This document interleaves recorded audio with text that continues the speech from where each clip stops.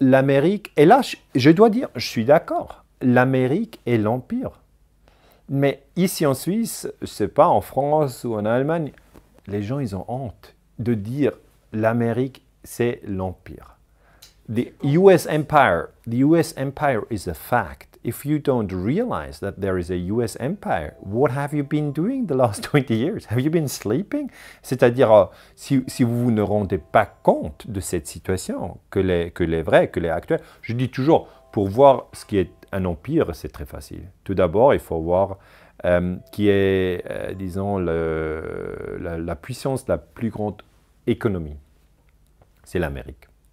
Deuxièmement, il faut regarder what's the most important currency, donc la monnaie. Et c'est le dollar, ce n'est pas l'euro, et ce n'est pas le yen non plus, et ce n'est pas le Zimbabwe dollar, c'est le dollar américain. Troisièmement, il faut voir, et ce n'est pas le rouble non plus. Donc, troisièmement, il faut voir aircraft carriers, les grands bateaux, là où les avions peuvent, comment est-ce qu'on dit en français?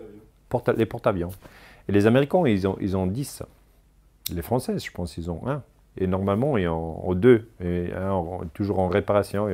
Non, je dis, voilà la situation réelle. Et quatrièmement, il faut voir qui a des bases militaires. Qui a des bases militaires dans tous les pays presque du monde. Pas en Suisse. Hein. Les Américains n'ont pas de bases militaires en Suisse. Mais par exemple, en Allemagne, les Américains ont une base militaire, plusieurs. La Ramstein, par exemple, elle est utilisée pour les attaques de drones dans tout le monde. En Cuba, bien connu, la base des Américains, Guantanamo, très connu. En Afghanistan, Bagram Air Force Base. Dans le Kosovo, Campon Steel et Diego Garcia dans l'Indian Ocean. Et, il y en a plusieurs, 700 dans tout le monde. Et à la fin, je dis, les Américains, ils ont vraiment dominé aussi la culture internationale. Si vous regardez si vous allez ici à Bâle, dans le cinéma, les gens, maintenant, ils regardent American Sniper. Okay, c'est un nouveau film et il montre la guerre en Irak, mais il le montre de la perspective américaine. À la fin, c'est un Américain qui est un héros. Et c'est fou parce que cette guerre, elle a pris la vie de 1 million de personnes. 1 million, c'est la nouvelle étude des médecins contre la guerre nucléaire. C'est une nouvelle étude qui va maintenant être publiée. 1 million de morts. En Irak, seulement depuis 2003 jusqu'à 2015, 1 million de morts. Après l'embargo. Ouais. C'est une nouvelle étude, International Physicians for the Prevention of Nuclear War. Et là, je me pose la question, mais une guerre, 1 million de morts. Si l'Irak, s'il faut le reverse dans la tête, si l'Irak avait attaqué les Américains dans le 2003, et aujourd'hui, on aurait 1 million de morts, et les Irakiens font un film sur ce sujet, et à la fin, un Irakien qui ne sait pas quoi, un sniper irakien est le héros, et tous les gens en Europe le regardent et trouvent oh, c'est un film qui est vraiment cool. Qu'est-ce que ça signifie? Ça signifie une dominance culturelle. Hein. Vous faites une guerre, les gens ne comprennent pas les détails, et à la fin, vous faites un film sur cette guerre, et les gens pensent voilà ce qui est fort, voilà ce qui est masculin, voilà ce qui est la puissance. Moi, je préfère les films français. Alors là, je trouve beaucoup plus utile. Là, il y a plusieurs films que j'ai regardés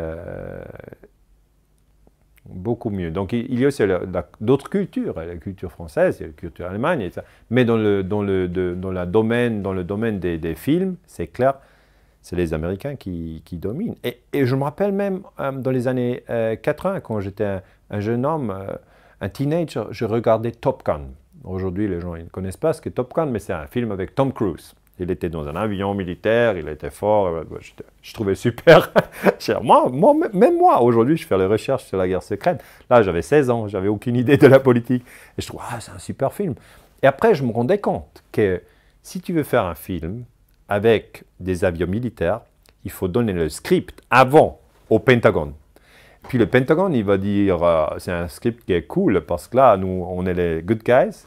Et ils vont te donner les avions, tu peux faire ton film. S'ils n'aiment pas le script, Il ne te donne pas le porte-avions, il ne te donne pas les avions, et à la fin, qu'est-ce que tu fais? Le film ne sera pas cool. Mais les jeunes, ils ne savent pas. Ils n'ont aucune idée. Donc, il y a une certaine... un brainwash.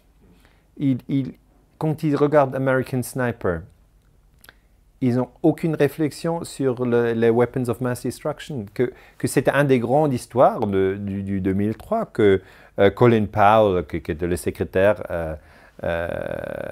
Foreign Secretary, qui était là dans l'ONU, et il a expliqué que Saddam Hussein avait des Weapons of Mass Destruction. C'était pas vrai, c'était pas vrai du tout. Mais si tu regardes le film, tu ne le sais pas parce que dans le film, c'est pas marqué. Donc les gens, ils oublient. Et ça, je conclus, ça veut dire on est dans une situation d'empire américain, American Empire. Et les gens comme George Friedman, ils disent, ils veulent que les Américains soient les plus forts dans le 21st century. Comment est-ce qu'on dit? 21e siècle.